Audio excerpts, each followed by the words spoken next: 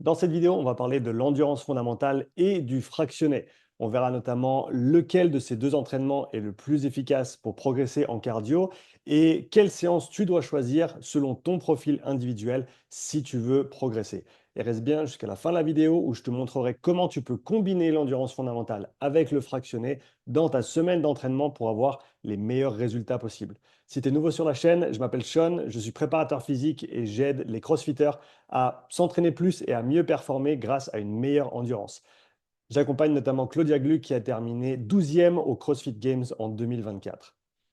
Avant de se plonger dans le sujet de cette vidéo, voyons d'abord ensemble qu'est-ce que le fractionné. Le fractionné, ça veut simplement dire qu'on va découper les temps de travail en segments plus ou moins longs. La traduction en anglais serait le HIIT, H-I-I-T, qui veut dire High Intensity Interval Training, l'entraînement de haute intensité par intervalle. Mais il s'avère que tu peux faire même de l'endurance fondamentale en fractionné. Ce que je veux dire par là, c'est que si tu débutes en course à pied, par exemple, eh ben, peut-être qu'aller courir 30 ou 40 minutes en continu sera trop pour toi. Tu ne vas pas pouvoir rester en endurance fondamentale durant toute cette séance. Et donc, dans ce cas-là, ce que tu vas faire, c'est que tu vas fractionner le travail et tu vas le découper en segments de peut-être 1 minute ou 2 minutes pour commencer, avec un petit peu de marche entre les deux à chaque fois. Donc, techniquement, on peut faire du fractionné en endurance fondamentale. Mais de manière générale, quand on dit fractionné, on entend des intervalles à haute intensité et c'est des entraînements qui sont très très efficaces. Ben justement, voyons lequel des deux entraînements est le plus efficace entre l'endurance fondamentale et le fractionné.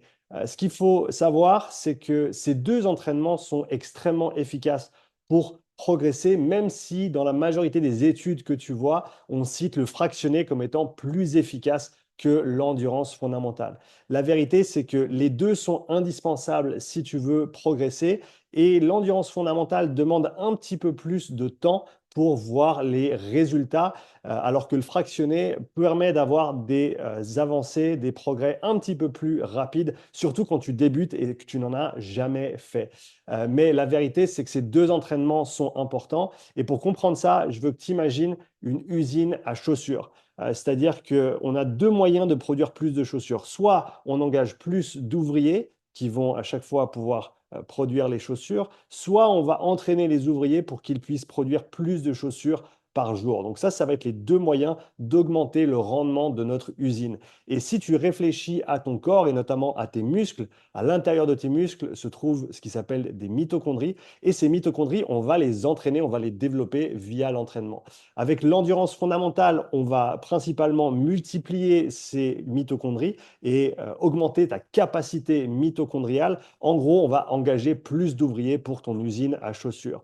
Alors qu'avec la haute intensité, avec le fractionné, eh ben, on va augmenter le rendement de chaque ouvrier. Donc, tu peux voir, si tu veux avoir le meilleur rendement possible dans ton usine, on veut les deux. On veut plus d'ouvriers et on veut que chaque ouvrier puisse travailler de manière plus efficace et plus rapide également. Donc, la vérité, c'est que ces deux entraînements sont très efficaces. Ils vont travailler le corps de différentes manières, mais ça va être complémentaire. Hein. Forcément, si tu as plus d'ouvriers, eh ben, si tu les entraînes à travailler plus vite, eh ben, ton rendement sera plus grand. Et c'est exactement ce qu'on essaie de faire avec l'entraînement. Mais alors, est-ce qu'il y a un de ces deux entraînements que tu devrais faire en priorité selon ton profil?